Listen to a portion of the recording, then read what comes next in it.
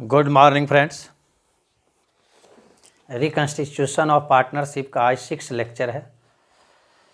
Reconstitution of partnership यानी कि ratio change of partner लोग आपस में रेशियो चेंज करता है। इसका लेक्चर 1, लेक्चर 2, लेक्चर 3, लेक्चर 4 और लेक्चर 5 फेसबुक में हम पोस्ट कर चुके हैं, यूट्यूब में भी है। आज चलिए लेक्चर 6 बता रहे हैं। उधर तो हम बता रहे हैं, आप लोग को बता रहे थे रिवैल्यूएशन अकाउंट बनाने। किसी भी संपत्ति और दायित्व के मूल्य में परिवर्तन होता है तो उसको हम लोग रिवैल्यूएशन के द्वारा प्रॉफिट एंड लॉस निकाल के पार्टनर में बांट देते हैं। लेकिन कहीं कहीं बोलता है क्या संपत्ति और लायबिलिटीज़ के मूल्य में परिवर्तन तो हुआ, लेकिन आप रिवैल्यूएशन अकाउंट नहीं बनाइए, एकल एंट्री मारिए, यानी कि एडजस्टमेंट एंट्री, सिंगल एंट्री। ठीक है, तो हम लोग उसमें रिवैल्यूएशन अकाउंट नहीं बनाएंगे और डायरेक्ट कैसे सिंगल एंट्री बनाएंगे। उसमें क्या करेंगे, जैसे क्वेश्चन नंबर देखिए 18 का, एसके सिंह का किताब का 12 ईयर का 194 पेज नंबर। ठीक है, 18 इसमें दिया है क्या, मुंडा, मांझी और मुर्मू साझेदार है जो लाभ हानि को 5-3-2 में बांटता है। 3 साझेदार है, कौन कौन? मुंडा, मांझी और मुर्मू, है ना, जो अपना लाभ हानि को 5-3 और 2 के रेशियो में बांटता है। तो ये बांटता है, इसका ओल्ड रेशियो है, पहले से बांटते आ रहा है। 5-3 8 और 2 10, 5/10, 3/10, 2/10। क्लियर। अब बाद में 18 नंबर क्वेश्चन नंबर 18, और वे 1 अप्रैल 2019 से भावी लाभों को 2, 3, 5 के में बांटना चाहता है। बाद में वो लोग, यानी कि न्यू रेशियो 2, 3 और 5, 5-3 8 और 2 10। इसका पहले रेशियो था 5-3-2, अब बाद में 2, 3, 5 रेशियो में वो लोग बांटना चाहता है। ठीक है, और वे निम्न मूल्यांकन प्रभाव को संपत्ति और दायित्व के पुस्तकीय मूल्य को प्रभावित किए बिना, यहाँ कह रहा है संपत्ति और लायबिलिटीज का जो पुस्तकीय मूल्य है, इस मूल्य में परिवर्तन प्रभावित नहीं होना चाहिए, उस पर इफेक्ट नहीं होना चाहिए। और एकल प्रविष्टि कीजिए, एक एंट्री। जहाँ भी संपत्ति और लायबिलिटीज़ के मूल्य में चेंज है वहाँ रिवैल्यूएशन अकाउंट तो बनाना ही पड़ता है। लेकिन अगर क्वेश्चन में कहे एकल एंट्री मारिए तो फिर रिवैल्यूएशन अकाउंट नहीं बनाएंगे। क्या करेंगे हम लोग, एकल मीन्स जितना भी प्रॉफिट हो रहा है सब प्रॉफिट को हम लोग जोड़ लेंगे, और जितना भी लॉस हो रहा है सबको उसमें घटा देंगे, और जो उसका नेट इफेक्ट आएगा उस नेट इफेक्ट को हम लोग एक एंट्री मारेंगे। लेकिन वो किस रेशियो में, सैक्रिफाइंग और गेन में। तो ज़रा क्वेश्चन देखिए, यहाँ दिया है प्लांट और मशीनरी का पुस्तक मूल्य 3 लाख था, हो गया 2,90,000, परिवर्तन हो रहा है ना, यानी कि 10,000 मेरा क्या हुआ, लॉस हुआ, क्योंकि एसेट्स था। लैंड एंड बिल्डिंग 2 लाख से हो गया 2,50,000, तो 50,000 मेरा क्या हो रहा है, बढ़ रहा है, मैंने प्रॉफिट हो रहा है। इन्वेस्टमेंट 50,000 से कितना हो गया, 40,000, मीन्स 10,000 हम लोग का घट रहा है, संपत्ति घट रहा है तो लॉस हुआ। क्रेडिटर है 60,000 से 50, यानी कि 60,000 पाता था, अब वो पाएगा 50,000, तो कम लेगा तो मेरे लिए इनकम हो गया। अब नीचे में बोला है आवश्यक एकल समायोजन प्रविष्टियाँ मारिए, बस एक एंट्री। तो जहाँ भी एकल एंट्री कहेगा, एडजस्टमेंट एंट्री कहेगा, तो वहाँ हम लोग रिवैल्यूएशन अकाउंट ना बना के पहले उसका सैक्रिफाइंग और गेन रेशियो निकाल लेंगे। ठीक है, जैसे देखिए आप किसका, मुंडा का सैक्रिफाइंग रेशियो। ठीक है, सैक्रिफाइसिंग रेशियो बराबर क्या होगा, बता चुके हैं आप लोग को, old ratio minus new ratio, है ना। 5 - 2 = 3/10। सैक्रिफाइंग हो रहा है मांझी का sacrificing ratio, old ratio minus new ratio, old minus new. देखिए इसका हो गया 10, 3 - 3, 0/10। ना ही सैक्रिफाइंग कर रहा है ना गेन कर रहा है। अब कौन है, मुर्मू का सैक्रिफाइंग रेशियो निकालिए, ओल्ड रेशियो। देखिए सैक्रिफाइंग का फॉर्मूला में बैठाइए, old ratio minus new ratio. ठीक है, और उसका अगर कैलकुलेशन प्लस में आया तो सैक्रिफाइंग हो रहा है, और माइनस में आ गया तो समझ जाइए गेन हो जा रहा है। 2/10 - 5/10, 10 का एलसीएम लिए तो 2 - 5 = -3/10। देखिए कौन सी कर रहा है,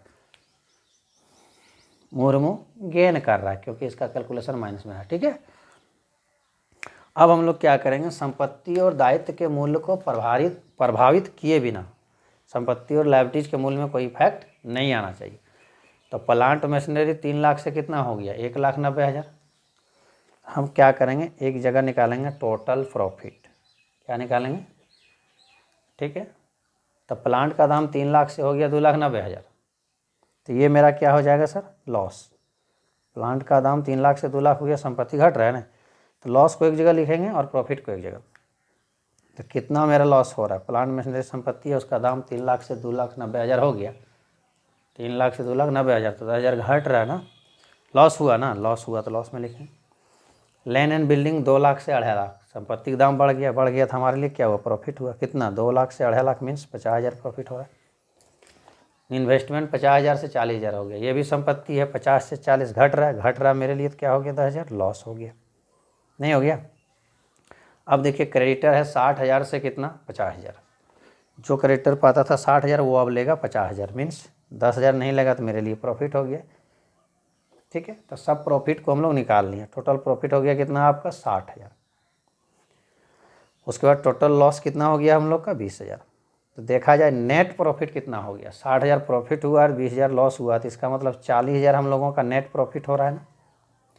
इसी तरह जहाँ कहेगा एडजस्टमेंट एंट्री, सिंगल एंट्री मारिए, या फिर संपत्ति और दायित्व के मूल्य को प्रभावित किए बिना एकल एंट्री मारिए, तो वहाँ पर हम लोग क्या करेंगे, जितना भी संपत्ति का दाम प्रॉफिट हो रहा है बढ़ने से या घटने से लॉस हो रहा है, तो सारे प्रॉफिट और लॉस, सारे प्रॉफिट को एक जगह जोड़ लेंगे, सारे लॉस को एक जगह फिर और जोड़ लेंगे, तो सब प्रॉफिट में से लॉस को घटा के जो नेट इफेक्ट आएगा, उस इफेक्ट को हम लोग बिना रिवोल्यूशन अकाउंट बनाए हुए इसके सेक्रीफाइंग और गेन रेशियो में बांट देंगे। तो देख लीजिए आप, मुंडा क्या कर रहा है, सेक्रीफाइंग कर रहा है ना, 3/10, और ये मांझी कौन है, मुंडा, उसके बाद मांझी ना सेक्रीफाइंग कर रहा है ना गेन, तो उसको कुछ न देंगे न लेंगे। मुर्मू कितना, -3/10, इसका यहाँ लिख दिए किसका, मुंडा और मुर्मू, है ना। अब इसमें जो नेट इफेक्ट आएगा पर उसको हम लोग काट देंगे, काट दिए तो कितना हो गया, देखिए 4×3=12, मुंडा में भी 12 और मुर्मू में भी 12। अब इसी के अनुसार एकल एंट्री मीन्स एक एंट्री मारेंगे, तो देखिए यहाँ पर मुंडा क्या कर रहा है, सेक्रीफाइंग मैंने क्या होता है, देने वाले को क्रेडिट, आइए जनरल एंट्री करेंगे। और मुर्मू क्या कर रहा है, गेन मैंने क्या होता है, पाना मैंने पाने वाले को क्या करेंगे, डेबिट। तो मुर्मू पा रहा है, मुर्मूज अकाउंट, ठीक है, मुर्मूज कैपिटल, गेन कर रहा है, पाने वाला बन रहा है, पाने वाले को क्या करेंगे, डेबिट। और देने वाला कौन है, मुंडाज कैपिटल, सेक्रीफाइंग मैंने देना और देने वाले को क्या करेंगे, क्रेडिट, कितना, 12,000। तो इसमें भी 12 और मुंडाज में भी 12, ठीक है। आप लोग आंसर देख सकते हैं, ठीक है। चलिए क्वेश्चन बन गया। अब नेक्स्ट क्वेश्चन हम लोग चलते हैं, ध्यान दीजिए थोड़ा। चलिए अब देखिए 19 और 20 दोनों सेम है, ठीक है। 19 में क्या बोला, ए बी एक फर्म का साझेदार है जो लाभ हानि 3 और 2 में बांटता है। 19 नंबर है, ए और बी दोनों साझेदार जो अपना लाभ हानि 3 और 2 मीन्स 3/5 और 2/5, ये कौन रेशियो, ओल्ड रेशियो, ठीक है। उसके बाद 1 जनवरी 2019 से लाभ को समान रूप से बांटने का सहमत होते हैं, बाद में ये लोग बराबर अपना रेशियो बांटेगा मीन्स न्यू रेशियो, बराबर मीन्स 1:1, दोनों में 1/2 हो गया ना। अब इस उद्देश्य से हेतु जो अपना लाभ हानि चेंज कर रहा है, तो हेतु ख्याति का मूल्यांकन 30,000 किया गया। जिस दिन वो लोग अपना लाभ हानि परिवर्तन कर रहा है उस दिन गुडविल का वैल्यू लोग आपस में लगाया कितना, 30,000। ख्याति के व्यवहार हेतु जनरल एंट्री कीजिए। अगर लाभ हानि रेशियो अगर पार्टनर लोग आपस में चेंज कर रहा है और उस दिन अगर गुडविल दिया रहे तो उस गुडविल को हम लोग किस रेशियो में बांटेंगे, सेम इस तरह सेक्रीफाइंग और गेन रेशियो में, ठीक है। तो चलिए गुडविल को बांटते हैं। तो पहले निकालना होगा क्या चीज़, ए का sacrificing ratio, sacrificing ratio, sacrificing ratio बराबर old ratio minus old minus new.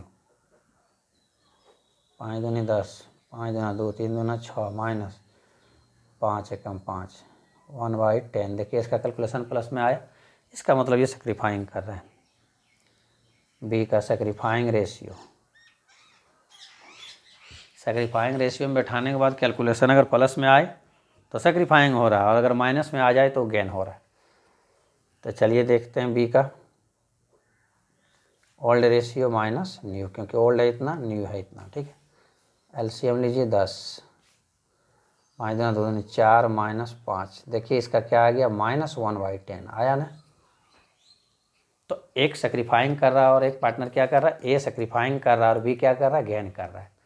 तो पार्टनर लोग का आपस में जो सेक्रीफाइंग और गेन रेशियो निकलेगा है ना, इसका 1/10, इसी में हम लोग गुडविल को भी बांट देंगे।